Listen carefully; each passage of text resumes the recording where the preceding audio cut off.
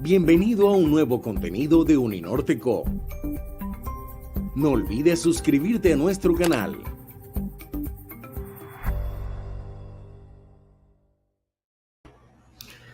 Muy buenos días o muy buenas tardes, dependiendo dónde ustedes están en ese momento. Y bienvenidos y bienvenidas a un nuevo espacio de nuestro ciclo de conferencia, Historia y Memoria de Conflictos y Violencia en América Latina, que estamos organizando entre las instituciones, como ustedes saben, la Uninorte, la Universidad del Norte en Barranquilla, Colombia, el Instituto de Estudios Latinoamericanos, el CALAS con sede en Guadalajara, México, y el Instituto Colombo Alemán para la Paz, también con sede en Colombia, en Bogotá.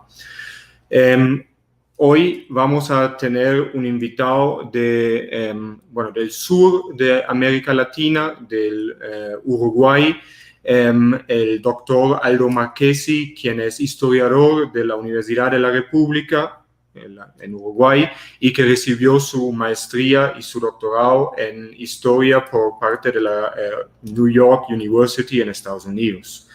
Él es profesor en la Facultad de Humanidades de la Universidad de la República en Montevideo, pero aparte de su trabajo académico, que ahorita voy a mencionar algunos de sus trabajos, también es es un columnista en diferentes periódicos, en la prensa en Uruguay, por ejemplo, en Brecha o en La Diaria, y hace poco publicó un artículo titulado ¿Cuándo es mejor no dejarles al pasado a los historiadores? Y eso él lo escribe como historiador, por eso creo que se puede citarlo acá.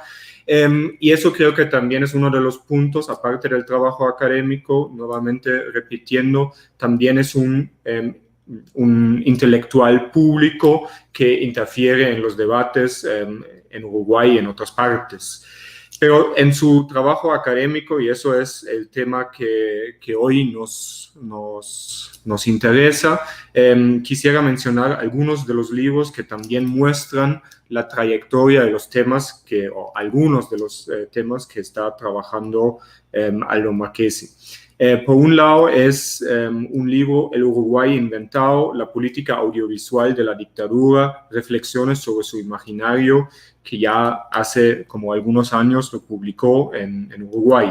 Después, la dictadura cívico-militar, Uruguay 1973 a 1985, en coautoría con otros colegas del Centro de Estudios Interdisciplinarios del Uruguay, también de la Universidad de la República. Pero también trabajó sobre, digamos, la parte de América Latina, por ejemplo, en un libro publicado con Steve Stern, Peter Wynne, Federico Lorenz, que se llama No hay mañana sin ayer, y en los últimos años también publicado en inglés Latin America's Radical Left, Rebellion and the Cold War in the Global 1960s, y en español Hacer la Revolución, guerrillas latinoamericanas de los años 60 hasta la caída del muro.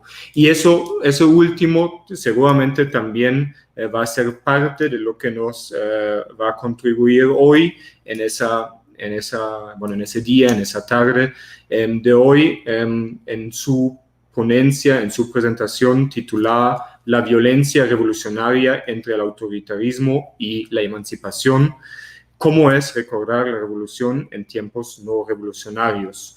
Ustedes saben que nos pueden escuchar, nos pueden ver, nos pueden seguir por el YouTube de la Universidad del Norte y hoy también por el Facebook Live. Y allí también tienen la posibilidad de hacer sus comentarios, sus preguntas, que después vamos a tomar para dirigírselo a Aldo Marchesi después de su conferencia. Y bueno, sin mucho más de preámbulo, quisiera darle la palabra a ti, Aldo, y también nuevamente bienvenido y muchas gracias por aceptar la invitación y estar con nosotros. Bueno, gracias a ustedes, gracias Estefan por la invitación.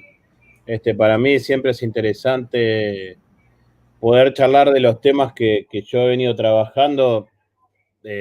desde un lugar específico, que es el Cono Sur, pero charlar en otras zonas de Latinoamérica y también charlar acerca de estos debates que tienen que ver con la historia, pero también con la memoria, con las formas en las que se discuten estos temas a nivel público, que creo que es uno de los asuntos que más convoca a varias de las iniciativas que hay alrededor digamos, del centro donde trabajas, donde estás trabajando tú, y me parece que siempre es interesante pensar desde la historia la memoria, ¿no?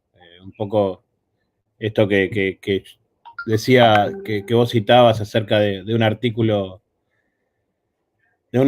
que escribí hace poco, en el cual decía, bueno, los historiadores podemos contribuir en algo, pero las discusiones sobre el pasado no son monopolio de los historiadores, para nada, ¿no? Por el contrario, tienen que ser una convergencia de debates que trascienden claramente el lugar de los historiadores, ¿no? Lo que podemos aportar los historiadores son ciertos conocimientos, ciertas interpretaciones de lo que ocurrió, y también de establecer un debate un poco conflictivo o establecer una crítica en un sentido amplio de la memoria, ¿no? Reconocer que hay tensiones, y que uno por el oficio de historiador también tiene que dar cuenta de esas tensiones con las memorias sobre ese pasado. Y bueno, por eso estoy acá. Mi idea hoy era plantear algunas cuestiones básicamente sobre la revolución, el concepto de revolución, cómo ese concepto de revolución fue central. Bueno, otro elemento que tengo que aclarar es que estoy en mi casa. En Uruguay, si bien estamos en una situación bastante privilegiada en relación al COVID, la universidad está cerrada, entonces estoy trabajando desde casa.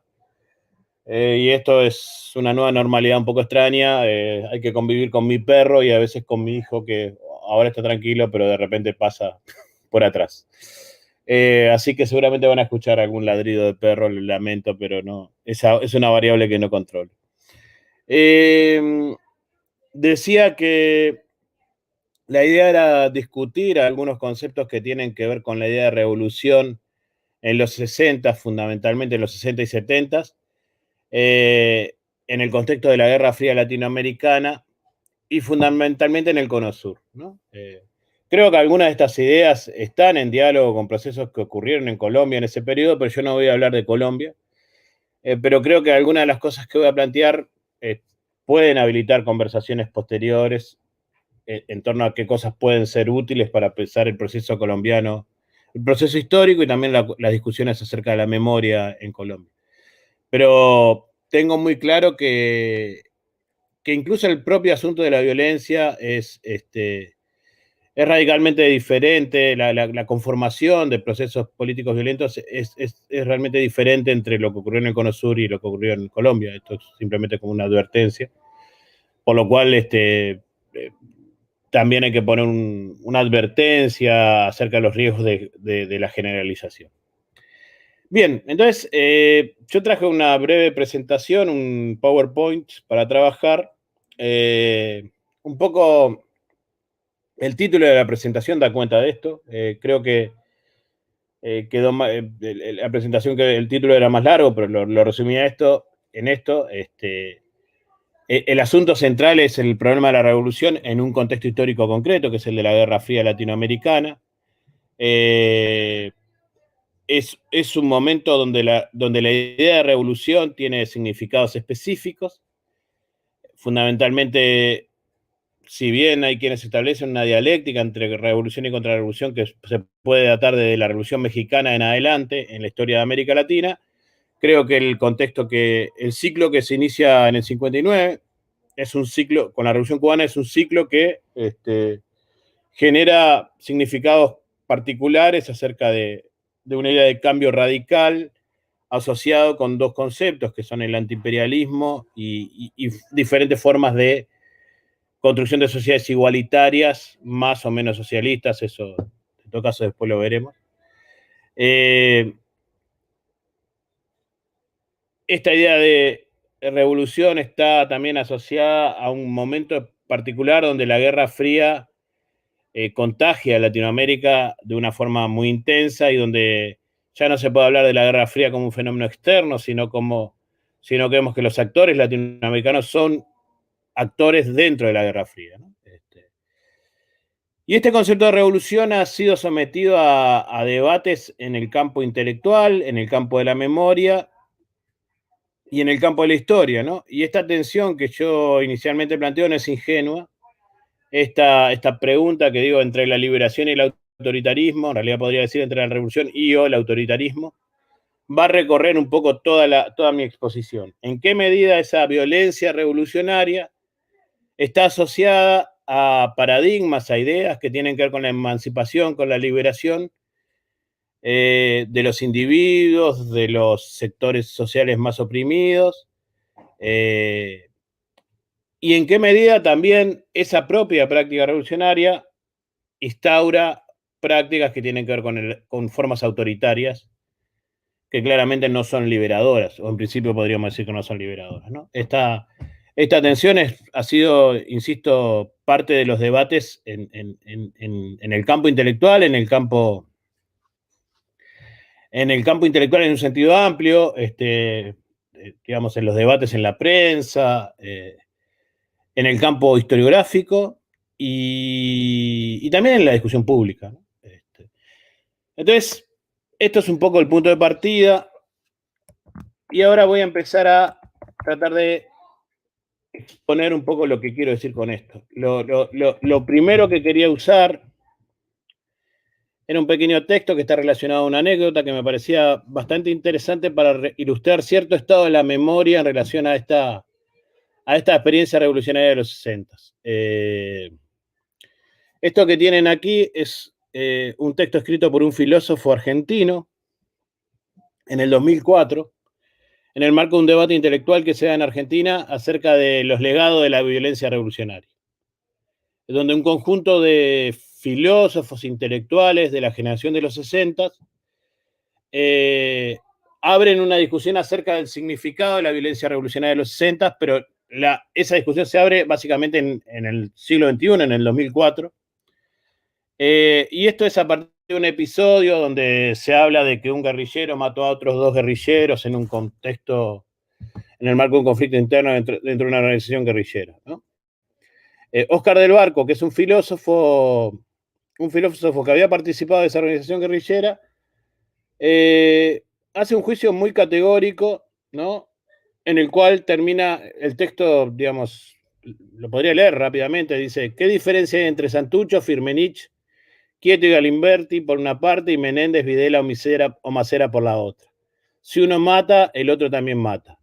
Esta es la lógica criminal de la violencia. Siempre los asesinos, tanto de un lado como del otro, se declaran justos, buenos y salvadores. Pero si no se debe matar y se mata, el que mata es un asesino. El que participa es un asesino. El que apoya, aunque solo sea con su simpatía, es un asesino. Y mientras no asumamos la responsabilidad de reconocer el crimen sigue vigente. Ningún justificativo nos vuelve inocentes. No hay causas ni ideales que sirvan para eximirnos de culpa. Se trata, por lo tanto, de asumir ese acto esencial, irremedible, la responsabilidad inaudita de haber causado intencionalmente la muerte de un ser humano. Responsabilidad ante los seres queridos, responsabilidad ante los otros hombres, responsabilidad sin sentido y sin concepto ante lo que titubeantes podríamos llamar absolutamente otro. Más allá de todo y de todos, incluso hasta de un posible Dios, hay el no matarás. Esta afirmación hecha por Oscar del Barco, que era un filósofo que había sido militante de izquierda y se seguía definiendo como un militante de izquierda en el 2004, tuvo un impacto enorme y generó una serie de debates académicos, intelectuales, en diversas revistas a partir de esto, que luego terminó en una recopilación en un libro de alrededor de 600 páginas titulado No matarás, donde se recopilan todos estos debates y da cuenta de algo que es lo que me interesa marcar a partir de este ejemplo, que es el cambio brutal de paradigma en torno a las ideas de violencia revolucionaria que asistimos ya en los 90, pero fundamentalmente en el siglo XXI, las sociedades, por lo menos conosureñas, en relación a esto, ¿no? lo que da cuenta este texto es una visión radicalmente diferente, donde directamente se cancela la posibilidad de pensar en la relación entre violencia y política. Donde la relación entre violencia y política está cancelada. La política no puede ser violenta porque si es violenta es equiparable al mal, ¿no?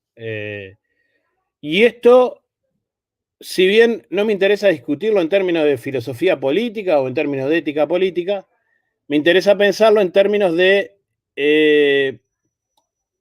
experiencia histórica, ¿no? Claramente lo que está haciendo Oscar del Barco es una legítima reflexión desde la ética acerca del significado de la violencia, pero se olvida de que las relaciones entre ética, violencia y política eran muy diferentes en la década de los 60 y 70 que lo que son en el siglo XXI. Y creo que este punto de partida es central para todo lo que queramos pensar el problema de la violencia de los 60 y 70 en este presente. Por lo menos en el Cono Sur, para mí me parece un asunto clave.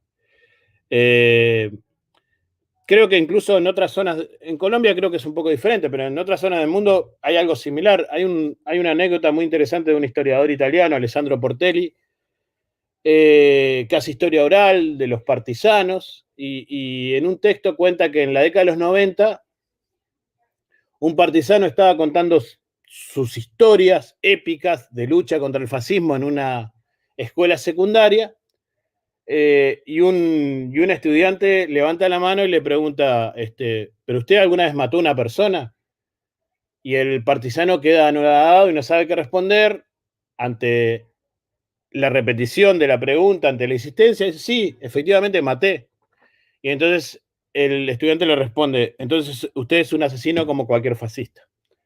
Esto tiene que ver con un cambio, con una forma de pensar la relación entre violencia y política que efectivamente cambió en varias zonas del mundo occidental desde los 90, fundamentalmente a partir de los 90, y que da cuenta de los problemas que tenemos para pensar aquel mundo de los 60 y 70.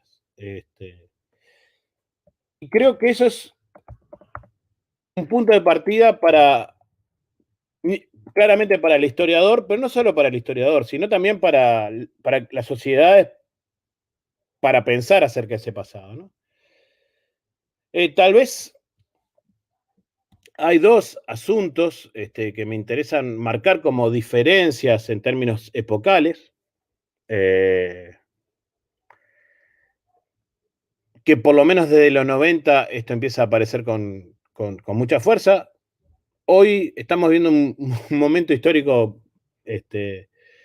digamos, hay un ciclo histórico que empieza en los 90 y tal vez esté terminando en estos momentos, pero desde los 90 hasta hoy yo creo que hay primero una idea muy fuerte de presentismo histórico, donde la idea de esta distancia entre horizonte de experiencia y horizonte de expectativa que planteaba Koselleck como elemento característico de la modernidad tendió a aparecer suspendido, ¿no? La idea de que uno podía sacrificar gran parte de su experiencia en pos de lograr un horizonte de expectativa. La propia idea de revolución, la propia idea de sacrificio revolucionario se sustentaba en esto, ¿no? Es un tiempo duro para crear un tiempo mejor. Esto en alguna medida, a partir de los 90, se tiende a cancelar y digamos, donde queda más claro esto, en el periodo más optimista de la globalización neoliberal, cuando se habla del fin de la historia, digamos, cuando se plantea la idea de que ya no hay más historia, ¿no? Entonces, entender la experiencia de aquellos que pensaban en términos revolucionarios, en términos de cambio, en términos de sacrificio individual en pos de un futuro mejor, es difícil desde hoy, desde ese tiempo posterior. Y lo segundo, vivimos un tiempo histórico donde los derechos humanos se han transformado en el modelo emancipatorio, en el modelo utópico.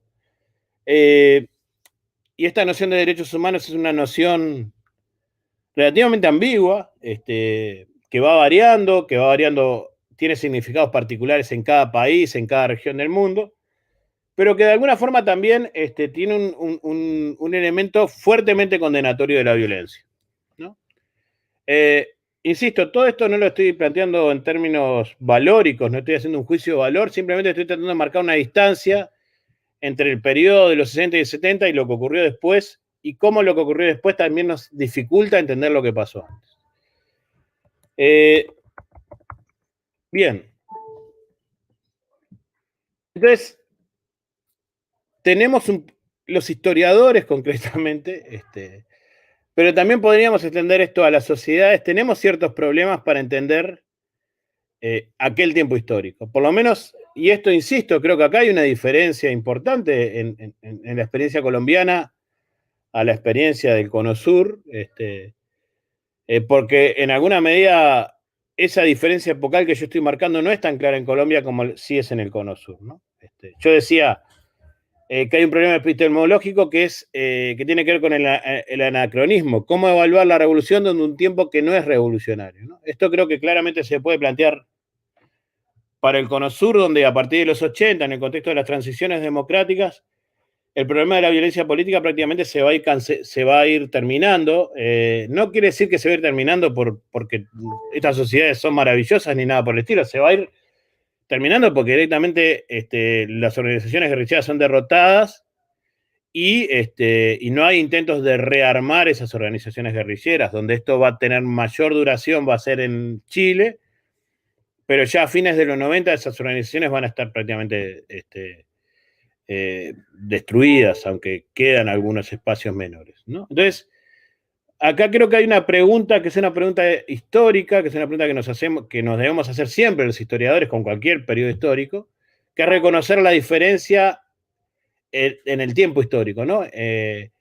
Este tiempo histórico, aunque tal vez no sea tan lejano en términos, digamos, que estamos hablando de 50 años de distancias, sin embargo, los cambios en las sociedades han sido tan radicales que es un tiempo histórico diferente, ¿no? Y tiene estos problemas de cómo pensar un tiempo histórico revolucionario desde un tiempo histórico que no es revolucionario, ¿no? Entonces, lo que vamos a hacer a partir de ahora es, como punto de partida, es tratar de ver, lo primero es cómo pensaban ese tiempo histórico algunos de los actores que participaron de ese tiempo histórico, ¿no? No solo los académicos, a mí me interesaba marcar también cómo los actores políticos y sociales pensaban ese tiempo histórico. Y aquí voy a tomar algunos casos, lo que voy a hacer es algo panorámico, pero para mostrar cómo se pensó la experiencia de la Guerra Fría desde algunos actores y que también tiene que ver con cómo se pensó el fenómeno de la violencia desde algunos actores.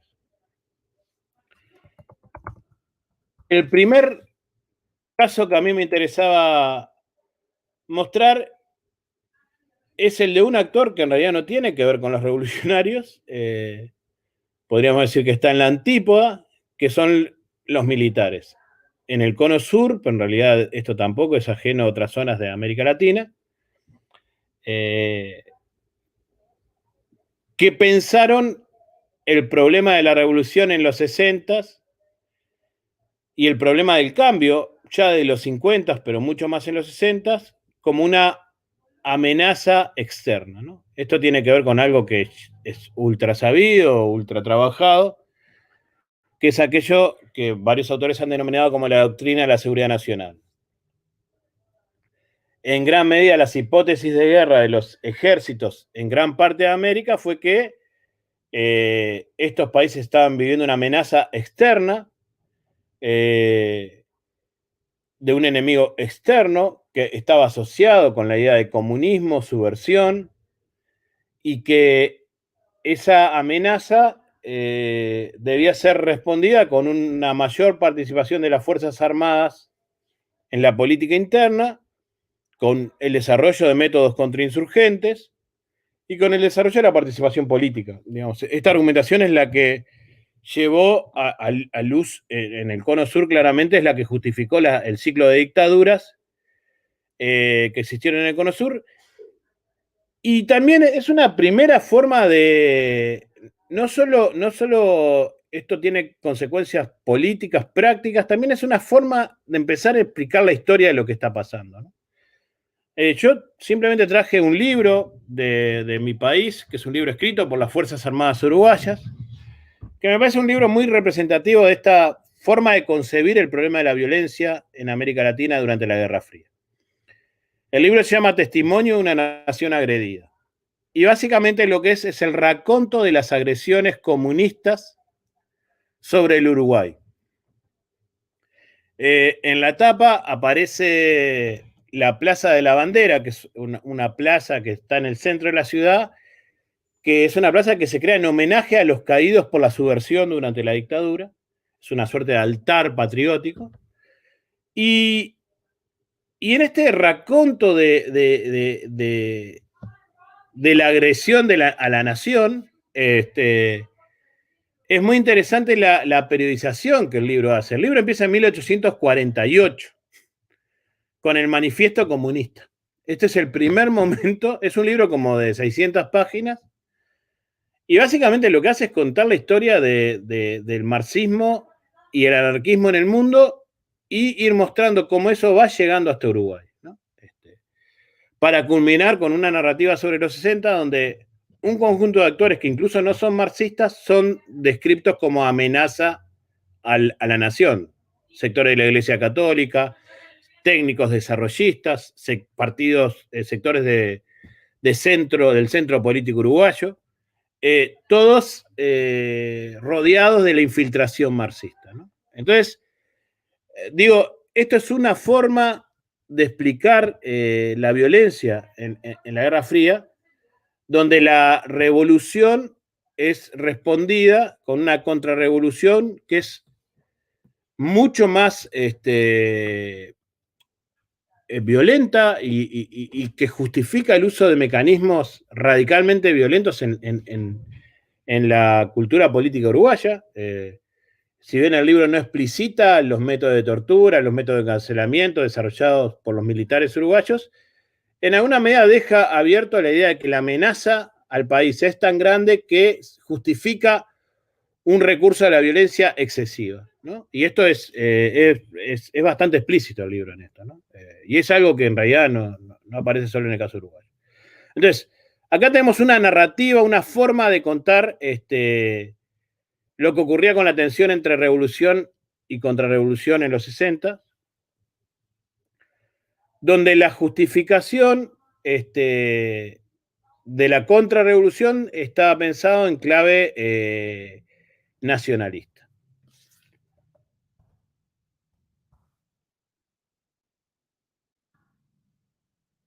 Acá tenemos otra forma de pensar el fenómeno de la dialéctica entre revolución y contrarrevolución en la misma época, en realidad con unos años previos. Esta es una imagen de la revista Punto Final. La revista Punto Final es una revista chilena vinculada fundamentalmente al movimiento de izquierda revolucionario. Esta es una caricatura de 1967 en el contexto de la conferencia de la Organización Latinoamericana de Solidaridad, la llamada OLAS, ¿no?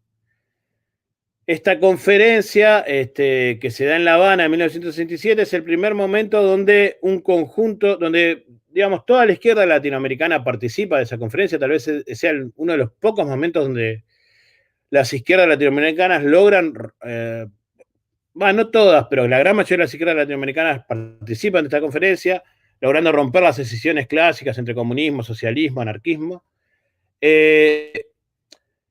y donde se discute básicamente el problema de la revolución continental. La gran pregunta de la conferencia es cómo ser solidario con Cuba, y hay dos tipos de respuestas. Uno es la solidaridad directa con la revolución cubana y otros que dicen que la mejor forma de solidaridad con Cuba es hacer la revolución en cada país, ¿no? Y esto es un poco lo que explicita esta caricatura. Está el logo, digamos, está la palabra olas que se extiende desde Cuba hacia el conjunto de América del Sur, y en cada lugar hay una caricatura vinculada a los sectores oprimidos de las diferentes áreas de América del Sur, ¿no? Y acá tenemos otra idea de la violencia revolucionaria, donde la idea de la revolución primero está asociada, el cambio está asociado con una práctica violenta. Si ustedes ven en cada lugar, los campesinos, gauchos, indígenas tienen fusiles en varios lados. O sea, la revolución está asociada al problema de la violencia, y esto es explicitado en la propia conferencia, donde se discute bastante acaloradamente sobre este punto. Y se dice que incluso en países como Chile, Uruguay, el camino del cambio va a ser a través de la violencia revolucionaria. Es en el mismo año donde el Che Guevara escribe aquel mensaje a la Tricontinental, donde plantea que el mundo vive una guerra, el tercer mundo está desarrollando una guerra contra Estados Unidos, y una guerra que tiene que ser global, aquello de hagamos 1, 2, 3, varios Vietnam. De nuevo, en este caso, la violencia está asociada a un otro, que es Estados Unidos, y a un nosotros, que es Latinoamérica, ¿no? Y en ese dualismo, digamos, es que se justifica la violencia, incluso muchas veces en términos preventivos. Muchas veces se habla en estas discusiones de fines de los 60 acerca de que incluso en los lugares donde hay espacio para desarrollar reformas sociales, esas reformas sociales rápidamente van a ser contenidas y luego destruidas por el papel crecientemente reaccionario que va asumiendo Estados Unidos en la política exterior latinoamericana. Y ese argumento no es tan errado, porque si uno recorre lo que ocurrió en fines de los 60 y principios de los 70, al menos en el Cono Sur va a ver que algo de esto pasa. Bien, entonces acá tenemos dos formas de ver el asunto en actores políticos del periodo, ¿no? En todos estos actores hay una defensa de lo nacional que es muy fuerte. En alguna medida la violencia está asociada con la defensa de lo nacional. La única discusión es cómo se concibe lo nacional. Para unos lo nacional son los sectores populares, que a la vez se identifican con cierta identidad latinoamericana. Lo antinacional son los sectores de las élites que están asociadas al imperialismo norteamericano. Para otros, lo nacional, para los sectores de las Fuerzas Armadas, lo nacional es otra cosa. Lo nacional es aquello que se vincula a los órdenes conservadores tradicionales. Lo antinacional es aquello que discute esos órdenes conservadores tradicionales. En cualquiera de estos enfoques no hay una crítica a la violencia de una perspectiva ética. Y esto es bastante interesante. No. En todo caso, las discusiones son en torno a la ética de la guerra. Y esto aparece, por lo menos yo lo he encontrado bastante en los grupos guerrilleros en el Cono Sur, cuando intentan plantear la idea de que el hecho de que estemos viviendo una guerra no implica que no haya ética, que hay códigos, reglas, leyes para la guerra. Se citan convenciones internacionales y se pide a los ejércitos que respeten esas convenciones internacionales. Pero en ningún momento en estos dos actores, e incluso en otros actores, está cuestionado el uso de la violencia para alcanzar un objetivo político como un problema ético. En todo caso, las discusiones, por ejemplo, dentro de las izquierdas, tienen mucho más que ver con la oportunidad, la estrategia, la táctica, ¿no? Y lo tercero, que está muy atado con esto, es la idea de que la política se piensa en términos bélicos. Y acá muchas veces se habla, siempre hay una crítica a la izquierda de los 60 en relación a esto. Se dice, bueno, lo que pasa es que la izquierda tiene una matriz muy autoritaria y pensaba la política como una guerra. Pero en realidad son todos los actores. Si nosotros pensamos en el liberalismo de la Guerra Fría, también piensa la política como guerra, reconoce el estado de excepción, habla de que el tiempo histórico que estamos viviendo es un tiempo marcado por un estado de excepción que inhabilita, que justifica las proscripciones políticas, justifica formas autoritarias de política, digamos, desde la propia idea de Guerra Fría, de la propia idea de seguridad nacional que se propone en Estados Unidos, hay una dinámica que tiene que ver con lo bélico y hay una dinámica que tiene que ver con la idea de que hay un enemigo que es antagónico y que hay que eliminar, ¿no?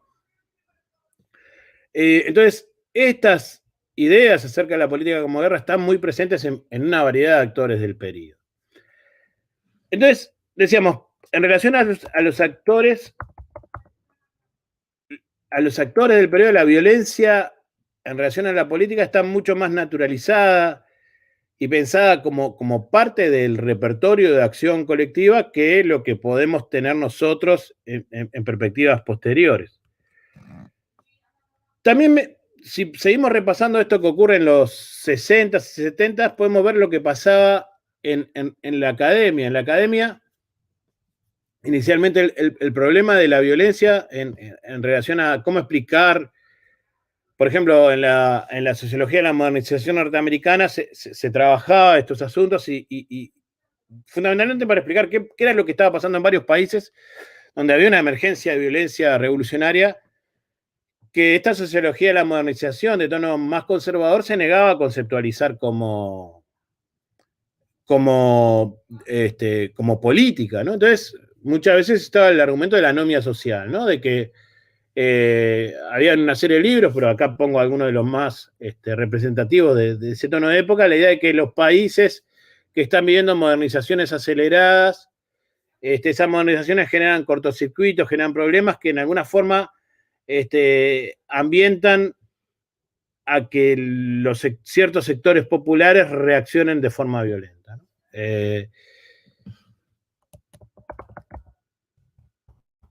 Por otro lado, aquellos sociólogos latinoamericanos vinculados al independentismo planteaban que el dato de la violencia era un dato, tampoco trabajaban con mayor profundidad, no tenían un mayor interés. La Academia Latinoamericana en los 60 y 70 no tenía un mayor interés sobre la violencia política, pero planteaban que era un dato inevitable, digamos, que era el resultado de una serie digamos, era la consecuencia de la crisis de los modelos de la industria sustitutiva de importación, del malestar de los sectores medios y populares, de las peleas en torno a la distribución del ingreso, el malestar y la crisis ambientada a formas violentas, ¿no? Pero tampoco había un cuestionamiento de tipo ético en torno a estos asuntos.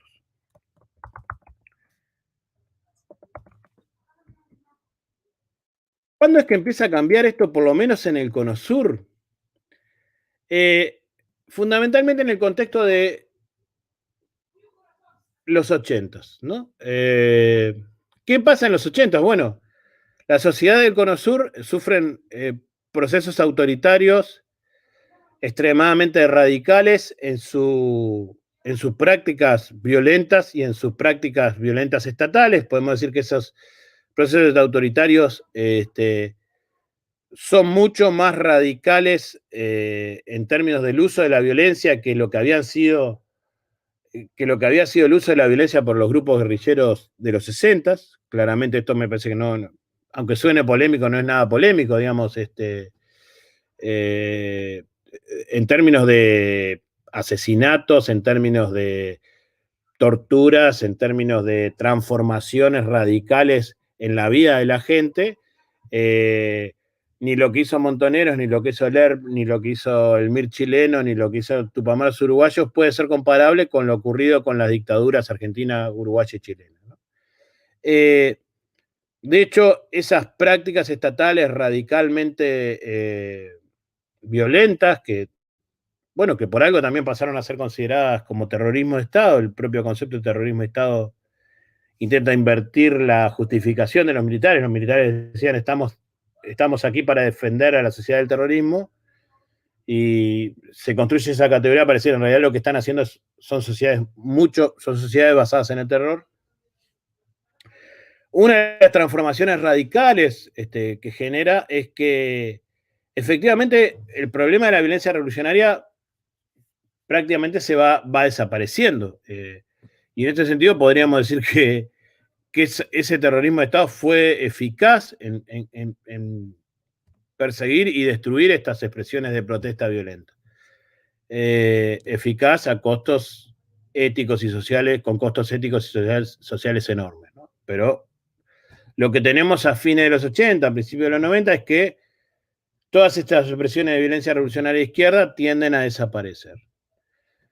Pero no solo tienden a desaparecer, sino que empieza a haber un cambio de paradigma en la forma de pensar el problema de la violencia política.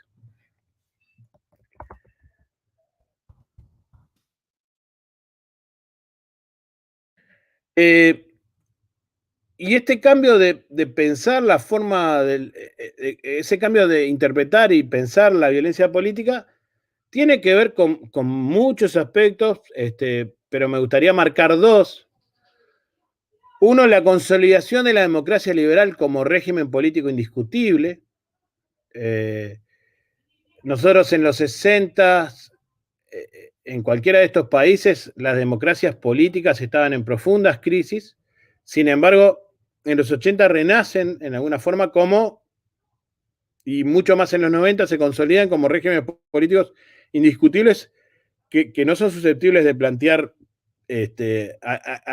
a los cuales no se le pueden plantear alternativas en términos de régimen político, ¿no? Y lo segundo es la idea de los derechos humanos. Y la idea de los derechos humanos asociada a una noción muy específica de derechos humanos que tiene que ver la violencia contra el cuerpo. Esta es la noción de derechos humanos que va a consolidarse y desarrollarse a partir de los 80 en el Cono Sur, ¿no? Donde toda la cuestión de los derechos económicos, sociales, no es un asunto, sino que derechos humanos tiene que ver con el derecho a la vida, el derecho y el derecho, digamos, del cuerpo a no ser sometido a prácticas violentas.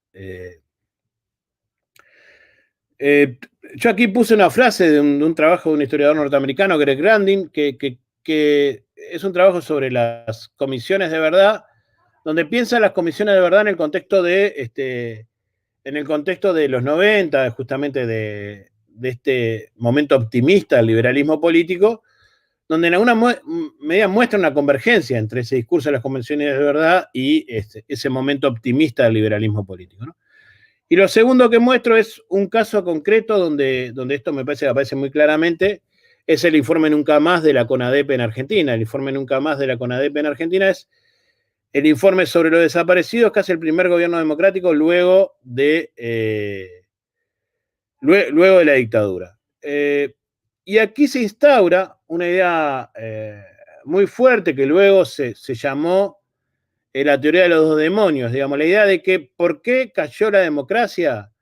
Por el enfrentamiento entre grupos radicales de izquierda que representaban a minorías y las Fuerzas Armadas, que también era un grupo radical de derecha que representaba una minoría, ambos grupos fuertemente ideologizados, y que el resultado de esa polarización había sido la llegada de la dictadura. Y esto, digamos, tiene una serie de connotaciones acerca, primero, de lo que se concibe como derechos humanos, y segundo, cómo se piensa el problema de la violencia, cómo a partir de los 80 se empieza a pensar el problema de la violencia de los 60 y 70, ¿no? Y acá hay dos cosas que los historiadores argentinos han venido diciendo luego de este informe, más de una vez, lo han discutido, han sido debates sociales importantes. Uno, la violencia izquierda no es solo el resultado de un conjunto de fanáticos, sino que está enraizada en movimientos sociales, tiene vínculos con sectores populares, tiene explicaciones que pueden ser rastreables incluso hasta la caída del peronismo en la década de los 50, tiene adhesiones populares importantes.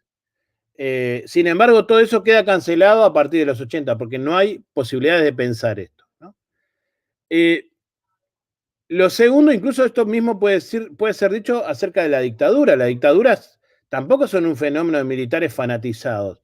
Tienen apoyo social importante, hay un consenso autoritario, incluso en sectores populares que conciben a los regímenes autoritarios como una posible salida de la crisis, ¿no? Entonces, de nuevo, este paradigma que se empieza a consolidar en los 80 cancela la posibilidad de pensar esa violencia.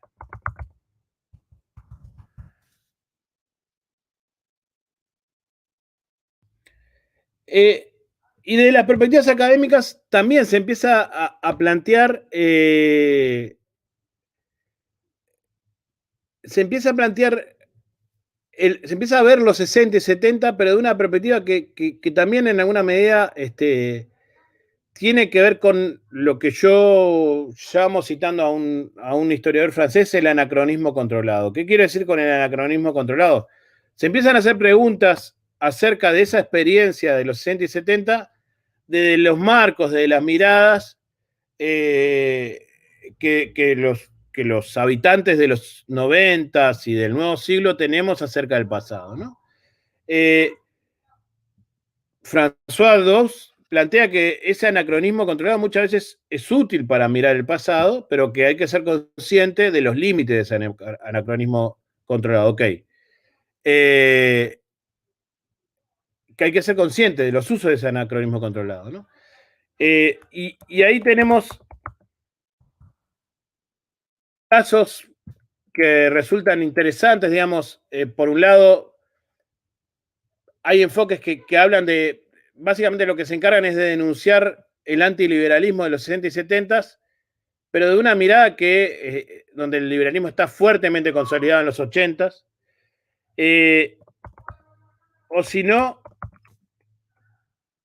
otras miradas que empiezan a pensar en los 60 y 70, bueno, ¿qué pasaba con el racismo? ¿Qué pasaba con la vida cotidiana? ¿Qué pasaba con el género?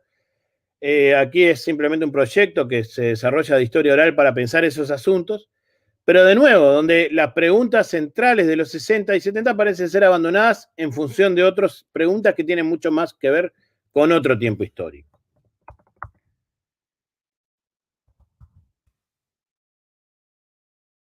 Esto lo vamos a saltear porque estamos corriendo con el tiempo.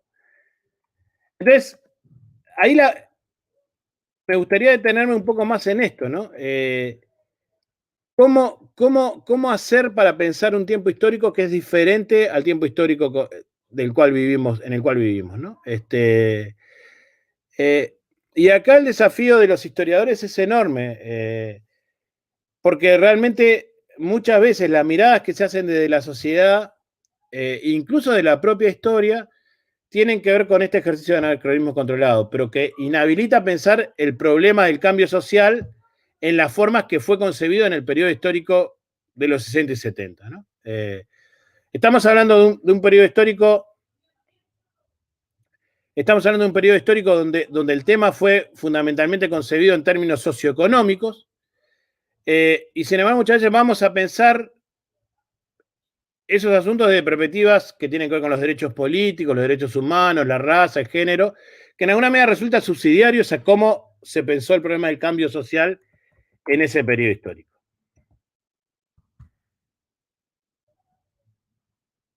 Entonces,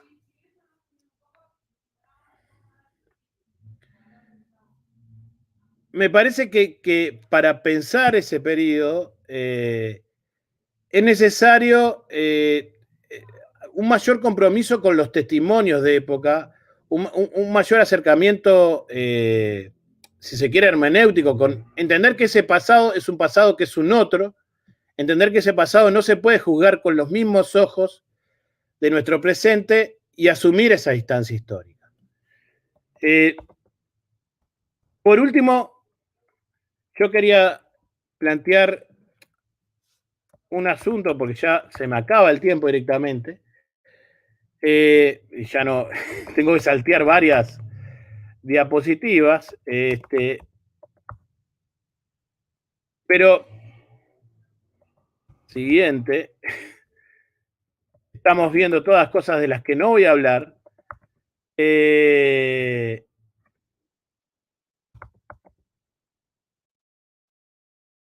va. Básicamente de lo que no voy a hablar es de todo esto que mostré, que efectivamente la idea de revolución es una idea que tiene un momento histórico y que hay que empezarla en ese momento histórico, y que hay que, incluso en las discusiones públicas que son más abiertas que la propia perspectiva de historiador, hay que reconocer la alteridad de ese tiempo histórico, ¿no? Y lo último es en este dilema de cómo pensar esa experiencia de violencia revolucionaria como práctica autoritaria y o liberadora. Yo creo que no hay tampoco hay que negar justamente el reconocer aquel periodo como un periodo diferente al nuestro, implica asumir esa alteridad, esa diferencia en los marcos interpretativos y que reconocer que incluso nuestra forma de pensar el problema del autoritarismo y el problema de la liberación son diferentes a la de aquel momento histórico. A mí me gusta para terminar citar una frase de Engels que no es de los 60, sino del siglo XIX, donde habla de que la revolución efectivamente es un fenómeno autoritario. Sin embargo, la relación entre autoritarismo y liberación en la modernidad está pensada de una manera que en nuestra contemporaneidad no la concebimos de esa manera, ¿no?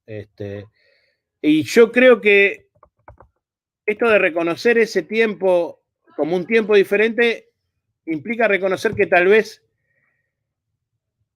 esos revolucionarios de los 60 tenían más puntos en común con lo que pensaba la filosofía del siglo XIX que con nuestras concepciones acerca de la política, la violencia y el orden social, ¿no? Y me parece que es desde ese lugar que tenemos que pensar esas décadas que hasta hoy nos siguen interpelando en muchos sentidos. Y dejo por acá.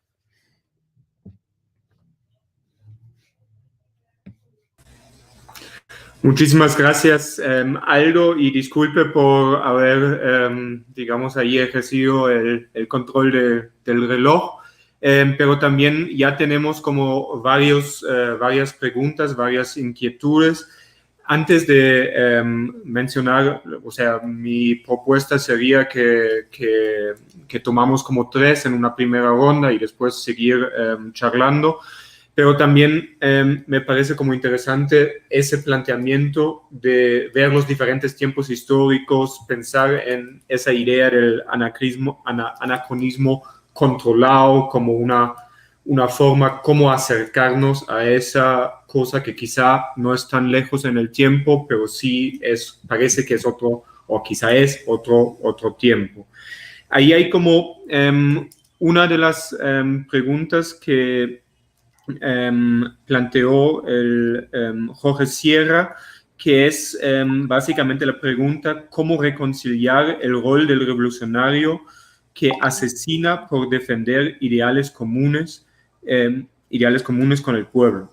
O sea, un poco esa, sí, ahí la pregunta como bastante central, creo.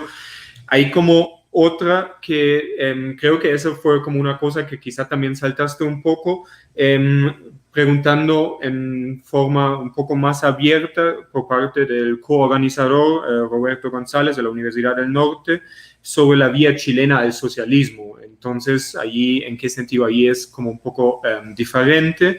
Y quizá otro para tomar el puente para la actualidad, una pregunta sobre qué está pasando en ese momento en la pandemia, si para ti te parece que hay como un nuevo ciclo de autoritarismo o se puede pensarlo en esas formas, o qué es lo que piensas sobre esa coyuntura actual. Y quizá lo dejamos acá para después llegar a una segunda ronda.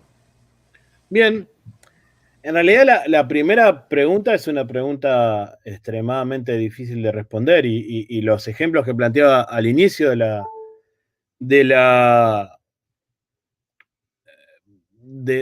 la conferencia tienen mucho que ver con esto.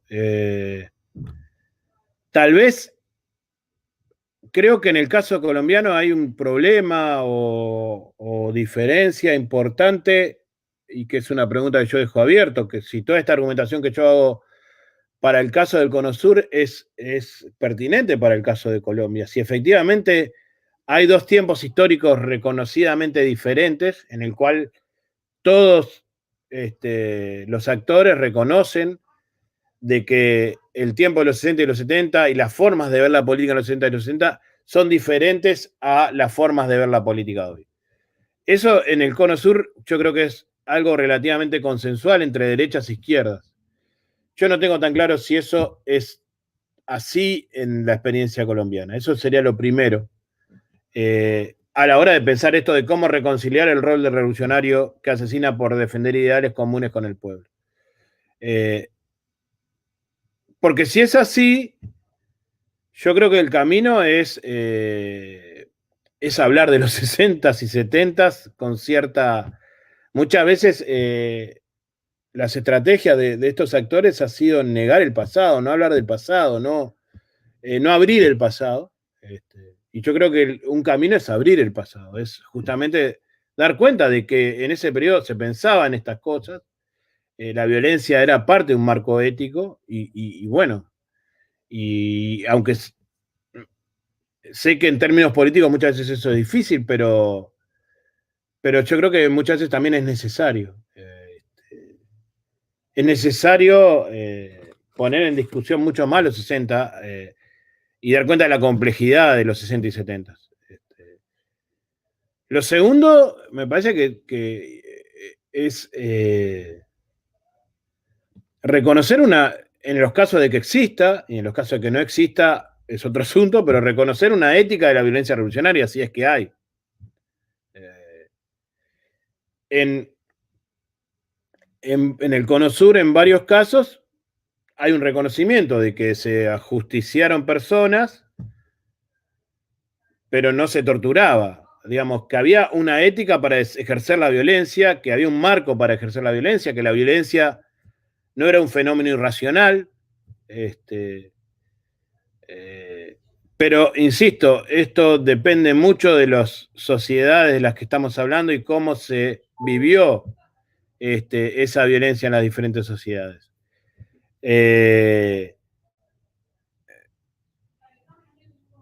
Y esto remite a otra pregunta que es la viabilidad de la palabra reconciliación.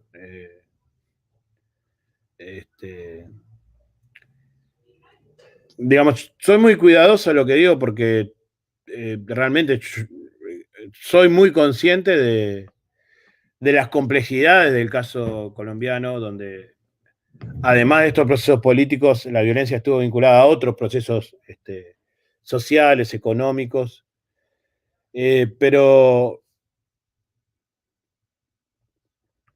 digamos, la idea de reconciliación es una idea que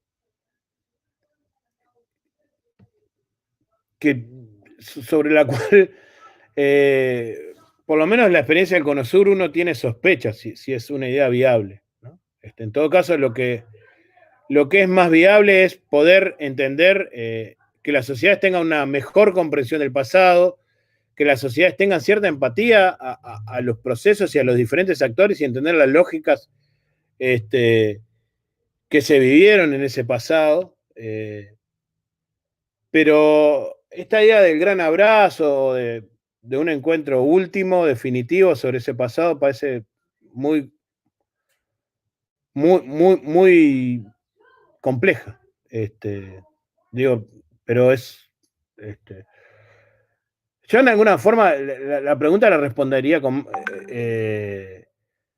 digamos, más que reconciliar sería, por lo menos,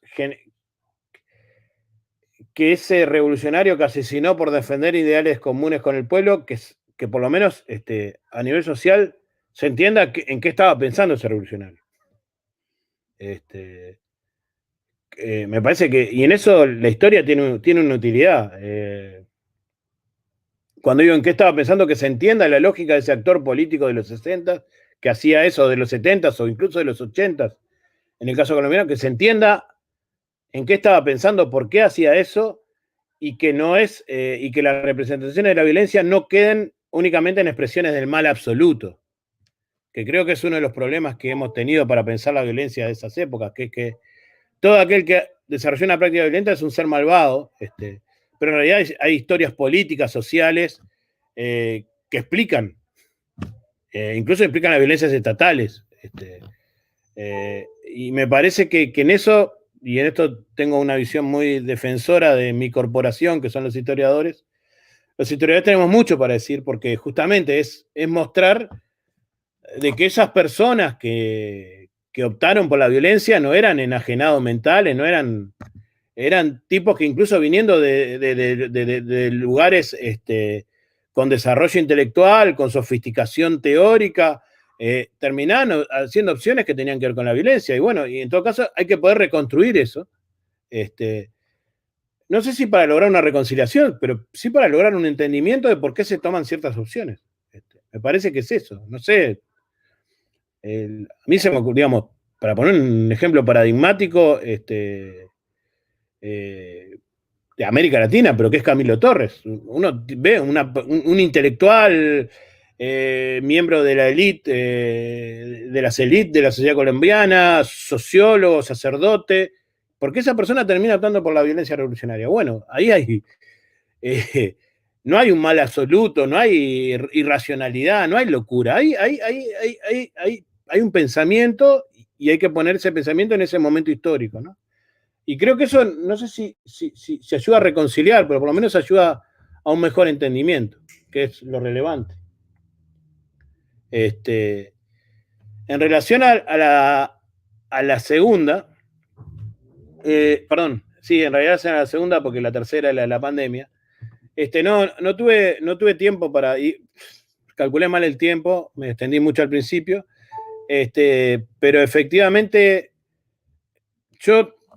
la vía chilena del socialismo es un momento más de un conjunto de ideas que en última instancia plantean la idea del cambio radical. En todo caso, lo que está en juego en la vía chilena del socialismo es el método de ese cambio radical, pero de nuevo, y acá de nuevo me interesa marcar esto, Allende plantea que el camino al socialismo en el caso chileno tiene que ser por la vía pacífica, pero no tiene un cuestionamiento ético de los que desarrollan la violencia política. Tiene un cuestionamiento táctico, estratégico, y tiene una excelente relación con gente de su familia que está en el MIR chileno, como Óscar Pascal Allende, o con Beatriz Allende, que es su hija, que tiene un vínculo muy fuerte con organizaciones de izquierda armada, o con el propio Fidel Castro. Es muy interesante que si nosotros vemos cómo Allende se relaciona con Fidel Castro, hay discusiones políticas públicas acerca de las vías del cambio, pero nunca hay una discusión ética acerca del problema de la violencia. En relación a lo último, a esta pregunta sobre la pandemia en Latinoamérica, yo lo que estoy viendo, esto es como mucho más intuitivo, pero lo que estoy viendo efectivamente no es solo una cuestión acerca de Latinoamérica. Yo creo que varias de las cuestiones que plantea acerca de cómo es nuestra mirada sobre la violencia se desarrollaron en el ciclo que más o menos va entre los fines de los 80s hasta el 2008. Más o menos en el momento de esta globalización, llamémosla neoliberal, llamémosla liberal, no me importa, de ese ciclo que me parece que se está cerrando en alguna forma, y que nuestras ideas sobre el mundo van a ir cambiando, ya sea por las discusiones sobre las crisis económicas a nivel global, por las discusiones acerca de la viabilidad del capitalismo en términos ambientales, por las discusiones acerca de la desigualdad, por miles de asuntos que están emergiendo con, digamos, toda esta idea de la globalización en clave optimista es muy difícil de sostener. En Latinoamérica esa idea de la globalización en clave optimista tuvo una ventaja, tuvo un elemento muy positivo, creo yo, que fueron las transiciones políticas democráticas. Durante la década de los 90, prácticamente en toda América Latina tuvimos regímenes de democracias liberales, mal que bien, donde se respetaba la alternancia electoral, donde había libertad de expresión. Sin embargo, estamos entrando estos años, todavía me parece que es un momento difícil para interpretar, pero estamos entrando en un momento donde, por un lado, las Fuerzas Armadas tienen cada vez más peso político en varios lugares, donde los modelos autoritarios de diversas formas empiezan a tener cada vez mayor peso, y donde toda la crisis social, sanitaria y posteriormente, o simultáneamente económica que genera el problema de la pandemia, yo creo que ambienta los riesgos de nuevas formas autoritarias estatales, ¿no?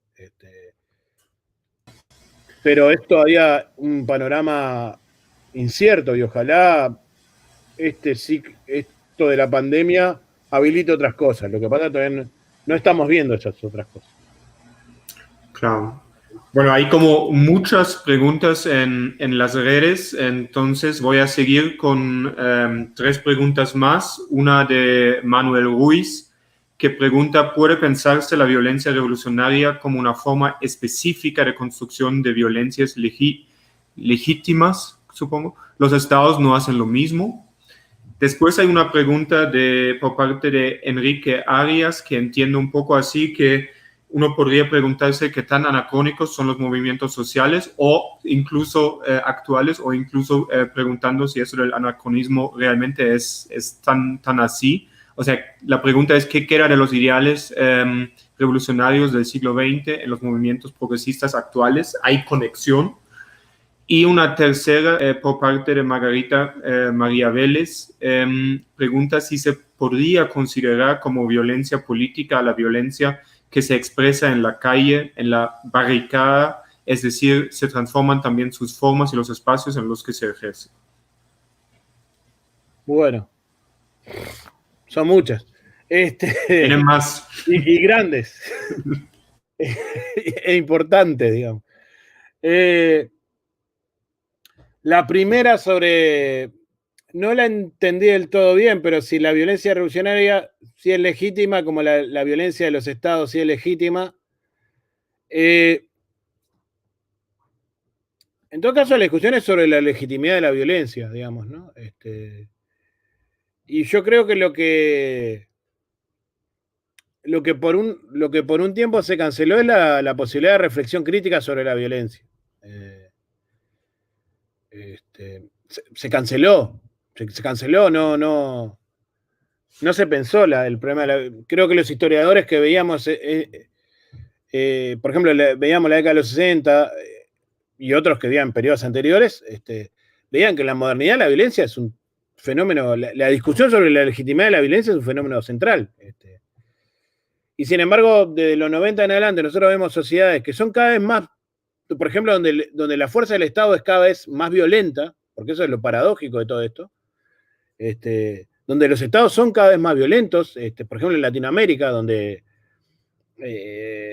digamos, en términos militares, en términos de control de la población, los estados son cada vez más poderosos y cada vez usan más el recurso coercitivo, pero sin embargo no hay una reflexión acerca de esa violencia.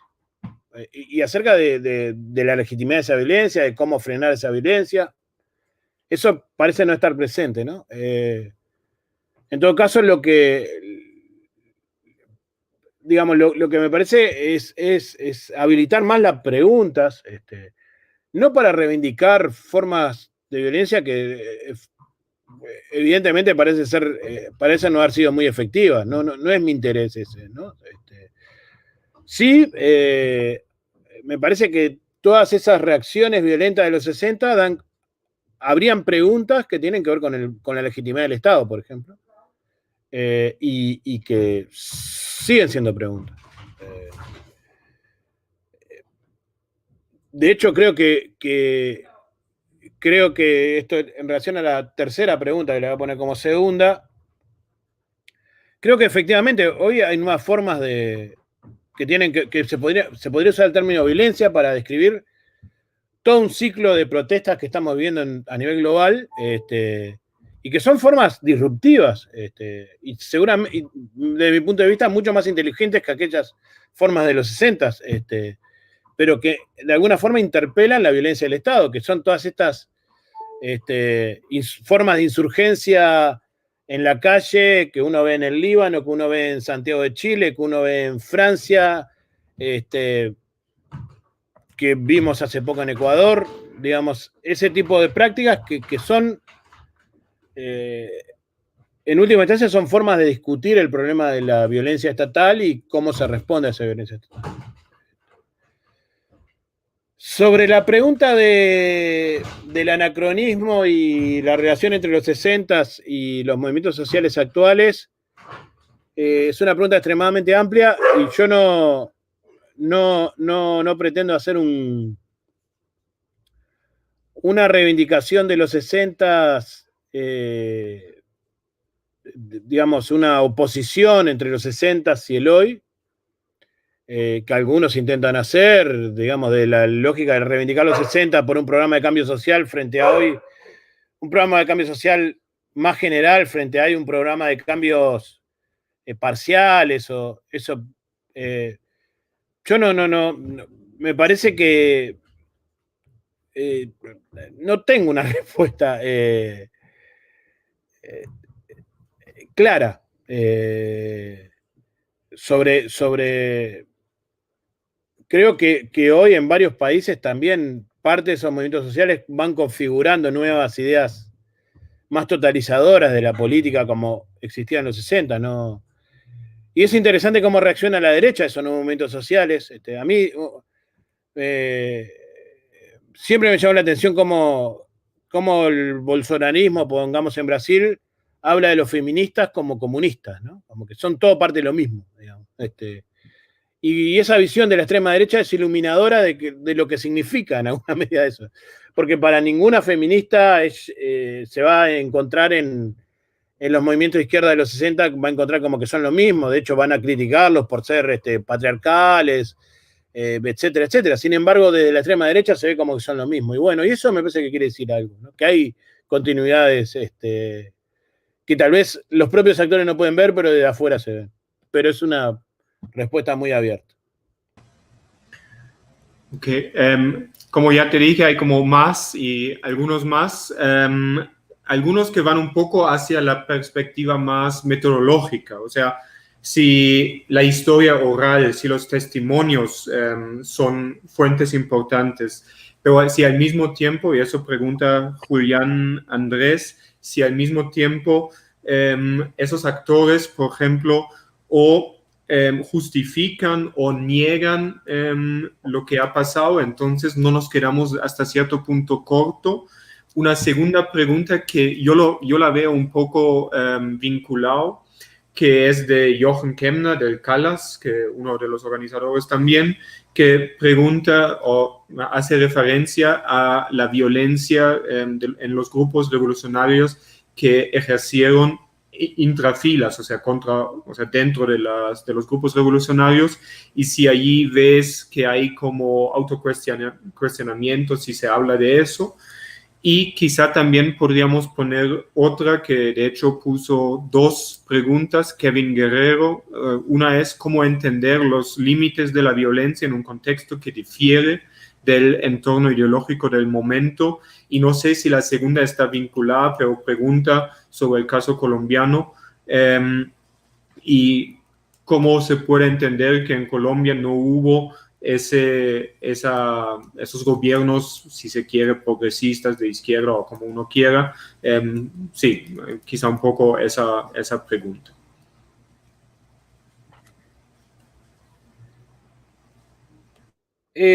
Sobre la pregunta de la historia oral, yo creo que la historia oral para construir estas historias es importante, pero tiene un problema que tiene que ver con toda esta idea que vengo diciendo desde el principio acerca de la alteridad, del otro, de pensar los 60 y 70 como otro.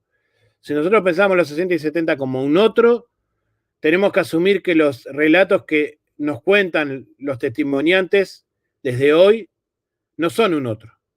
Son sus memorias mediadas por lo que les pasó a lo largo de toda su vida. Y muchas veces esas historias orales son más útiles para pensar la adaptación de esas personas a un nuevo momento histórico que para pensar lo que pasó en ese momento histórico.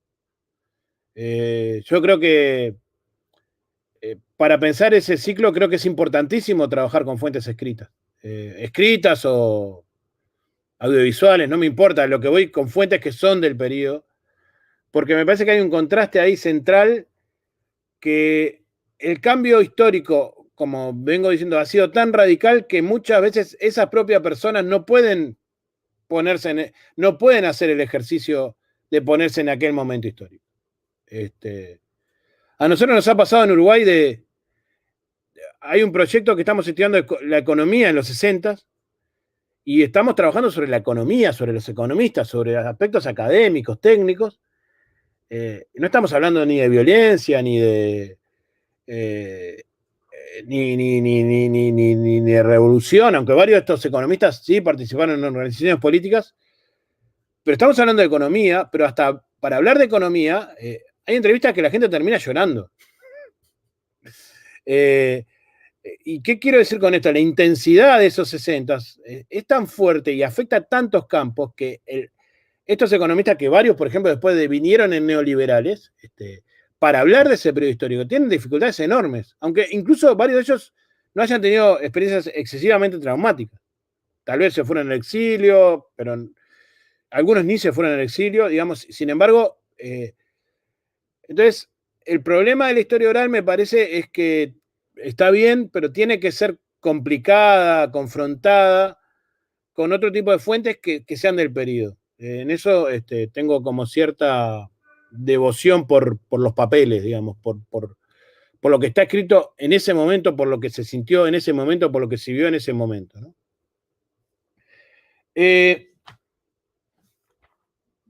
El tema de la violencia dentro de los grupos revolucionarios sí es un tema que igual en el Cono Sur no fue tan importante como en Colombia o en El Salvador. Existió.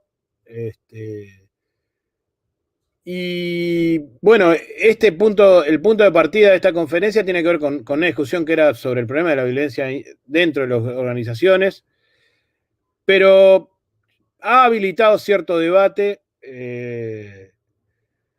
También yo creo que ha habilitado más debate la discusión sobre la tortura, que también ahí hay una serie de elementos complejos sobre cómo entender la solidaridad dentro de los militantes, digamos, toda la cuestión de la confesión en la tortura, de qué se hace con el que confiesa, ese tipo de cosas también ha generado, de cómo se considera el otro, de la traición.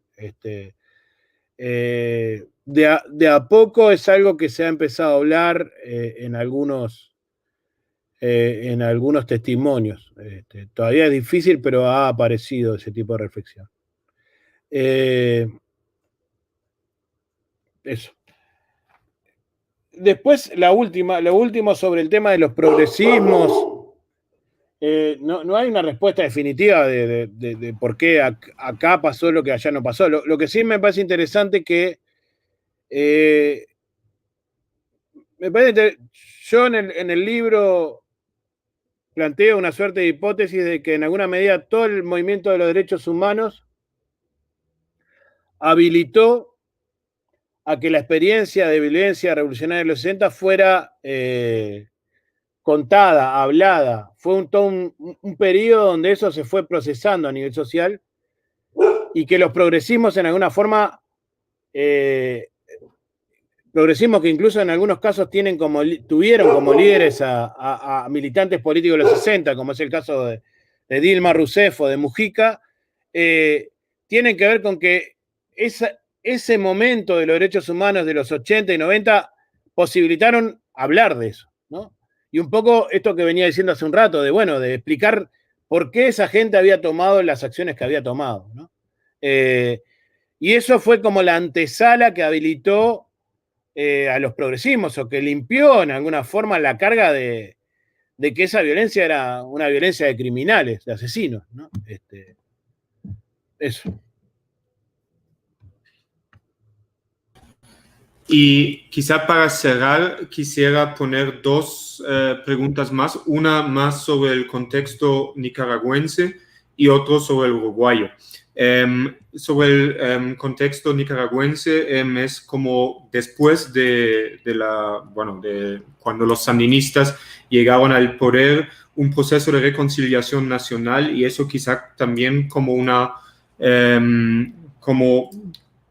fórmula de no confrontar lo que fue el hecho de la violencia revolucionaria por parte de Melody Martínez. Y la otra sobre el Uruguay la quisiera formular yo, que pensando en esa idea del anacronismo, y yo me acuerdo, que ya no me acuerdo cuándo fue, pero hace unos años, cuando Fernández Huidobro, que fue Tupamaro y después también ministro de Defensa, creo, que dijo en algún momento ya, digamos, no sé si en ese momento era ministro, pero que básicamente el planteamiento era contra los militares o con los militares, es que lo que también planteaste, que eso fue una guerra y en la guerra hay violencia y si si los Tupamaros hubieran ganado, seguramente también hubiera sido como una forma de violencia y, o sea, jugaba creo que varias veces con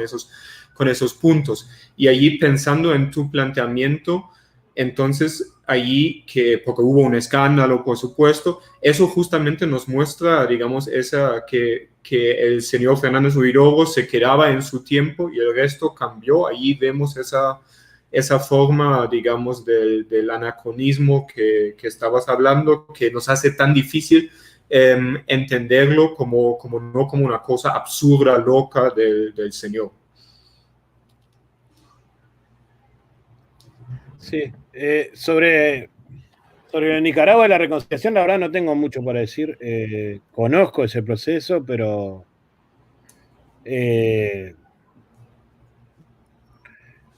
tal vez lo que, de nuevo, cuánto la reconciliación tiene mucho más que ver con las élites que con la memoria. Cuánto la reconciliación muchas veces tiene que ver con los acuerdos de la alta política que con, no sé, pero no tengo mucho para decir. Y sobre lo de Huidobro que planteabas, sí, eso pasa en El Salvador ha pasado algo parecido, me parece, como esa identificación de como soldados que pelearon en dos bandos que ahora se encuentran, que por un lado suena como delirante, pero por otro lado tiene alguna lógica.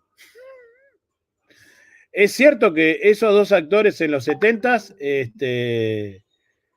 pensaron que estaban viviendo una guerra. Más allá de que en el Cono Sur la discusión si efectivamente hubo guerra civil o no, es una discusión que no está resuelta y yo tiendo a pensar que no existieron guerras civiles como existió en El Salvador o como existió en Nicaragua. En el periodo previo a la dictadura no existieron guerras civiles en ningún país del Cono Sur. Pero sin embargo,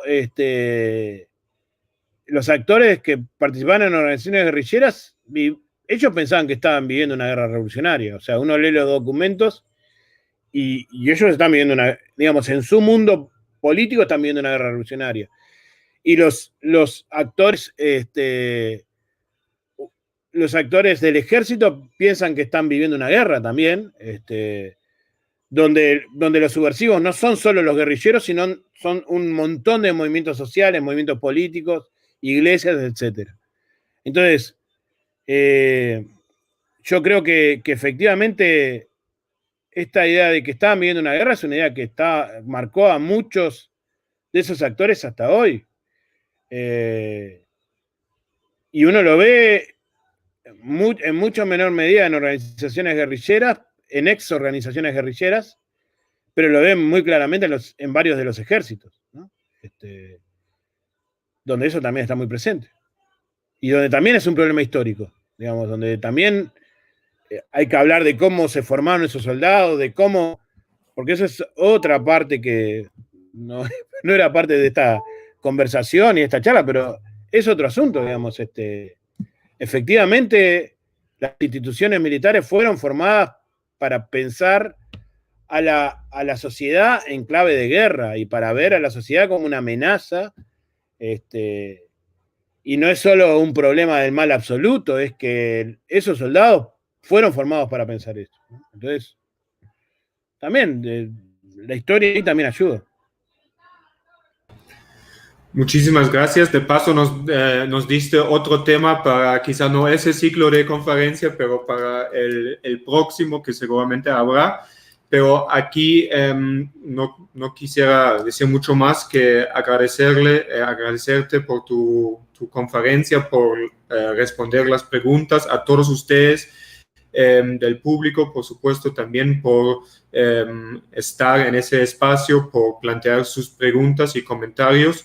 Y bueno, y invitarles a la semana que viene, al mismo horario, vamos a hablar sobre la Revolución Mexicana, o sea, nos vamos del Cono Sur hacia el norte de América Latina, también otros tiempos históricos, con la conferencia de Alejo Maldonado. Y bueno, a todos ustedes una buena tarde, en algunos lugares ya una buena noche y hasta la semana que viene. Muchísimas gracias. Bueno, Los siguientes contenidos de Uninorteco te pueden interesar. No olvides suscribirte a nuestro canal.